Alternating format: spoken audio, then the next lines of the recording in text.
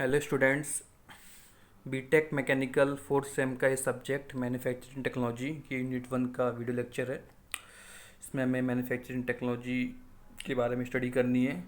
आप लोग ने थर्ड सेम में जो सब्जेक्ट पढ़ा होगा मैन्युफैक्चरिंग साइंस, उस सब्जेक्ट के रिमेनिंग पोर्शन को आगे इसमें कंटिन्यू किया गया है। आप लोगों ने मैन्युफैक्चरिंग के बारे में, इंट्रोडक्शन के बारे में और उसकी कुछ प्रोसेस के बारे में डिटेल में थर्ड सेम के सब्जेक्ट मैन्युफैक्चरिंग साइंस में स्टडी करी होगी। हल्का सा मैं मैन्युफैक्चरिंग का बस बेसिक बता देता हूँ। इस डायग्राम के माध्यम से हम मैन्युफैक्चरिंग को समझने की कोशिश करते हैं। Manufacturing is a process of conversion of raw material into final desired useful product.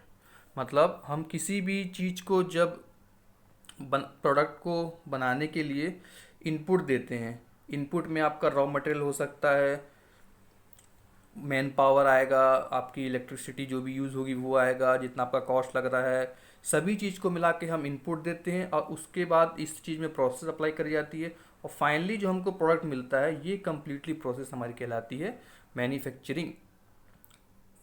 अब मैन्युफैक्चरिंग की जो प्रोसेस को कॉलेजेस में स्टडी लेवल पे कराया जाता है वो हम करते हैं वर्कशॉप में।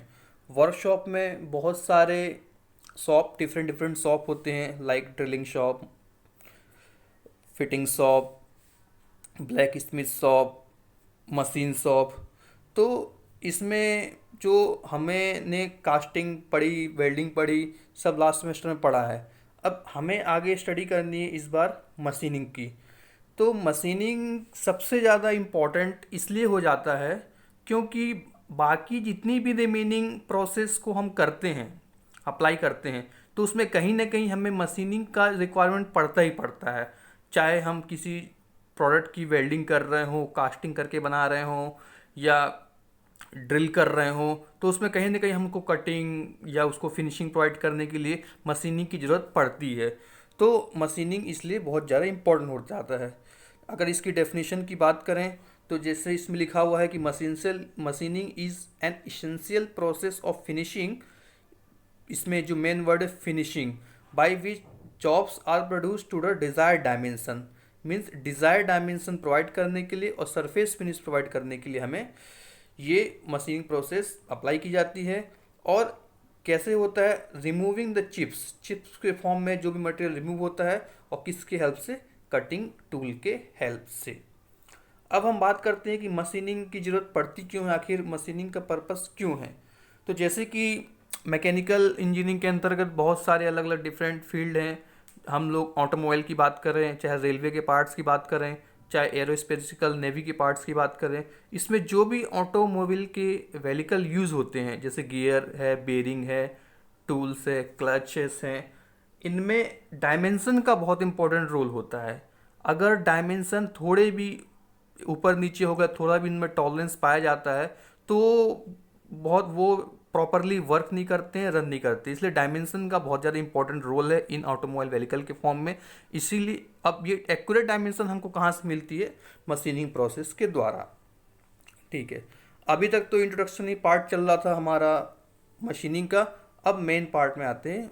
मशीनिंग का पहला टॉपिक है मेथड्स ऑफ मशीनिंग, या हम कह सकते हैं इसको टाइप्स ऑफ मशीनिंग। ये दो टाइप की होती हैं, टाइप्स ऑफ कटिंग या types of machining, orthogonal cutting and oblique cutting. आप इसको कंपैरिजन पॉइंट ऑफ व्यू से भी पढ़ सकते हैं। तो पहला पॉइंट है ऑर्थोगोनल कटिंग के अंदर कि इसमें क्या होता है कि जो cutting edge of the tool होता है वो परपेंडिकुलर होता है direction of tool travel. Suppose मान लीजिए इस तरह से कोई मेटल है, हम उसको इस फॉर्म में कट कर रहे हैं, वो हम इसको मेटल इस फॉर्म में कट हो रहा है। तो जैसे कि ये टूल इस फॉर्म में ट्रेवल कर रहा है, तो जो ये इसका एज है वो इसके परपेंडिकुलर होता है। किस प्रोसेस में? ऑर्थोगोनल प्रोसेस में। सेकेंडरी बात क्या कह रहा है कि cutting is clear the width of the work piece either end, मतलब किसी एक एंड पर ये विड्थ को क्लियर कर देता है। थर्ड पॉइंट क्या है? Chip flow over the tool face, मतलब जो ये टूल है उसके ऊपर चिप फ्लो होता है। अब देखिए बार बार ये चिप वर्ड जो यूज हो रहा है, चिप होता क्या है? जो भी मेटल होता है हम उसको जब उसमें मशीनिंग प्रोसेस अप्लाई करते हैं तो वो छोटे छोटे फॉर्म, मतलब उसमें मेटल ऊपर से रिमूव होते जाते हैं, वही हमारा चिप्स कहलाता है। थर्ड फोर्थ पॉइंट है, direction of chip flow velocity is normal to the cutting edge, मतलब जो चिप फ्लो वेलोसिटी होती है वो कटिंग एज के नॉर्मल होती है। और मैक्सिमम चिप थिकनेस हमें मिलती है मिडिल में, और ये एक प्रकार की टू डायमेंशनल प्रोसेस होती है। तो टोटल 6 पॉइंट आप लोगों को ऑर्थोगोनल कटिंग के अंदर याद रखने हैं। अब सेकेंड पॉइंट है इसमें ऑब्लिक कटिंग। ये जस्ट उसके अपोजिट होता है, यानी उससे समथिंग कुछ ना कुछ डिफरेंट होता है। जैसे हमने वहाँ बात करी थी कि जो cutting edge of the tool रहेगा वो परपेंडिकुलर रहेगा, बट यहाँ पर क्या रहता है, वो 90 डिग्री से कम एंगल पे रहता है। जैसे मान लीजिए इस प्रकार के टूल को हमको मेटल को कटिंग करना है, ये हमारा टूल है, तो वो 90 डिग्री रहेगा, मतलब परपेंडिकुलर ना रह के 90 डिग्री से कम एंगल पे रहता है। सेकेंड पॉइंट, इसमें may not clear the width of work piece लिखा हुआ है। और इसमें जैसे कि हमें पता है कि डायरेक्शन जो चिप फ्लो वेलोसिटी का रहेगा वो लेस देन 90 डिग्री रहेगा, क्योंकि यहाँ पर परपेंडिकुलर नहीं है टूल ट्रेवल और टूल का कटिंग एज। और इसमें जो उसमें मैक्सिमम थिकनेस मिडिल पे मिल रही थी, यहाँ पर जरूरी नहीं है कि वो मैक्सिमम थिकनेस हमको मिडिल पर मिलेगी। और यह एक प्रकार की 3 डायमेंशनल कटिंग प्रोसेस है। तो इसके 6 पॉइंट और उसके 6 पॉइंट का आप कंपेरिजन कर सकते हैं या उसको अलग अलग बता सकते हैं। नेक्स्ट इंपॉर्टेंट टॉपिक है टाइप्स ऑफ चिप्स। जो चिप्स क्या होती हैं, हम मेटल को रिमूव करते हैं तो छोटे छोटे पार्टिकल्स रिमूव होते हैं, वही हमारी चिप्स कहलाती हैं। ये होती हैं तीन टाइप के, continuous chip, discontinuous chips and continuous chips with built up edge. तो सबसे पहला पॉइंट है डिसकंटिन्यूअस चिप। डिसकंटिन्यूअस चिप किस टाइप के मटेरियल में प्रोडक्ट होती है, तो वो होती है ब्रिटल मटेरियल में। ब्रिटल मटेरियल मतलब क्या, जो बहुत ही जल्दी ब्रेकेबल हो जाते हैं, लाइक कास्टर एंड ब्रिक्स, इस टाइप के मटेरियल्स। सेकेंड पॉइंट, लो कटिंग स्पीड, मतलब जहाँ पर कटिंग स्पीड कम होती है वहाँ पर ये कंटिन्यूअस चिप निकलती है या प्रोड्यूस होती है। और इसका जो रेक एंगल होता है वो स्मॉल होता है। अब ये रेक एंगल के बारे में हम लोग अभी आगे टूल ज्योमेट्री में स्टडी करेंगे, रेक एंगल क्या होता है। अभी फिलहाल जान लीजिए कि डिसकंटिन्यूअस चिप के अंदर जो रेक एंगल होता है वो स्मॉल होता है। अब बात करें कंटिन्यूअस चिप की, तो ये जस्ट उसका अपोजिट।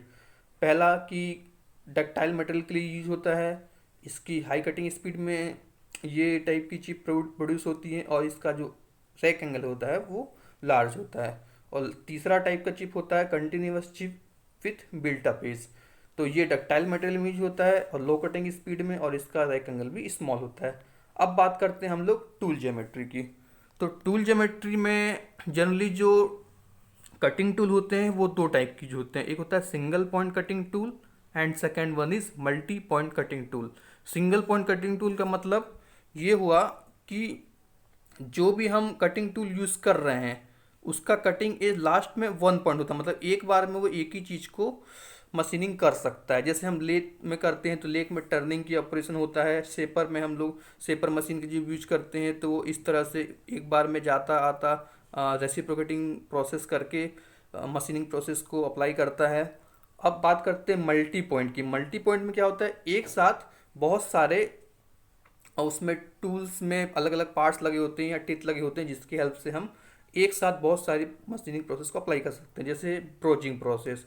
ब्रोचिंग प्रोसेस में क्या होता है कि एक टूल में बहुत सारे, इतने बड़ी का टूल होता है, इसमें बहुत सारे टिथ लगे होते हैं, एक साथ वो मल्टीपल टाइप की वो कटिंग प्रोसेस को अप्लाई कर सकता है। और कुछ ऐसे होते हैं जो सिंगल पॉइंट भी होते हैं, मल्टी पॉइंट भी होते हैं। जैसे ड्रिलिंग। ड्रिलिंग में ड्रिल बिट पे डिपेंड करता है। ड्रिल बिट अगर सिंगल पॉइंट ड्रिल बिट होगी तो सिंगल पॉइंट कटिंग टूल होगा, अगर वो मल्टी पॉइंट होगी तो मल्टी पॉइंट कटिंग टूल होगा। ओके, अब बात करते हैं हम टूल ज्योमेट्री की। टूल ज्योमेट्री में आप लोग को स्टडी कर रही है सिंगल पॉइंट टूल ज्योमेट्री की। बस टूल ज्योमेट्री में इतना जानना है कि जो भी हम पूरी कटिंग प्रोसेस अप्लाई करते हैं उस दौरान मेटल कट हो रहा है, चिप निकल रहा है, कहाँ पर क्या, किस चीज़ को क्या कहते हैं, ये सब चीज़ के बारे में जानना है। तो इस डायग्राम के माध्यम से सबसे पहले समझेंगे एक एक पॉइंट को। एक एक बार ध्यान से आप समझ लोगे तो आपको सभी चीज़ें आसानी से समझ में आ जाएंगी। जैसे पहला पॉइंट यहाँ पर लिखा हुआ था शैंक। शैंक में क्या लिखा हुआ है, it is main body of the tool. जैसे कि आप डायग्राम में यहाँ पर देख पा रहे हैं, ये देखिए, ये आपका पूरा कंप्लीटली टूल होता है। यहाँ से लेके इस तरह से मान लीजिए कंप्लीटली टूल है, तो ये वाला पार्ट आपका शैंक कहलाता है, मतलब जो मेन बॉडी होता है वो शैंक कहलाता है। और जिसका अपर पार्ट होता है ये फेस कहलाता है। ये देखिए, ये फेस दिख रहा है। और जो पॉइंट आपका बिल्कुल कट करता है वो कहलाता है कटिंग एज। 3 पॉइंट यहीं से क्लियर हो गए। पहला कि जो मेन बॉडी का पार्ट है और जो कटिंग एज के ऊपर लगा होता है वो फेस, और जो बिल्कुल कट करता है एकदम लास्ट कॉर्नर का पॉइंट वो कहलाता है आपका कटिंग एज। 3 चीज़ आपकी यहाँ से क्लियर हो गई। फेस होता है surface on which chip slide, और फ्लैंक होता है it is the surface below the adjacent to the cutting edge. Cutting edge जैसे कि मैंने बताया कि जहाँ पर जो पार्ट मटेरियल को रिमूव करता है वो कहलाता है कटिंग एज। अब 3 टाइप के एंगल हैं, लिप एंगल, कटिंग एंगल और रेक एंगल। अब ये एंगल पूरी मतलब मशीनिंग के दौरान कुछ कुछ पार्ट्स पे कुछ एंगल्स बनते हैं। इनकी ज़रूरत क्यों पड़ती है हमें? टूल ज्योमेट्री डिसाइड करने के लिए कुछ एक्यूरेसी पॉइंट ऑफ व्यू से इन एंगल्स के बारे में स्टडी करना जरूरी होता है। तो हमें फिलहाल तो भी यहाँ ये जानना है ये एंगल होते क्या हैं। तो जैसे पहले लिखा हुआ है लिप एंगल, तो it is the angle between the tool face and ground end of the surface of the flank. Tool face और ग्राउंड एंड सरफेस पर ये वाला एंगल होता है। सेकेंड है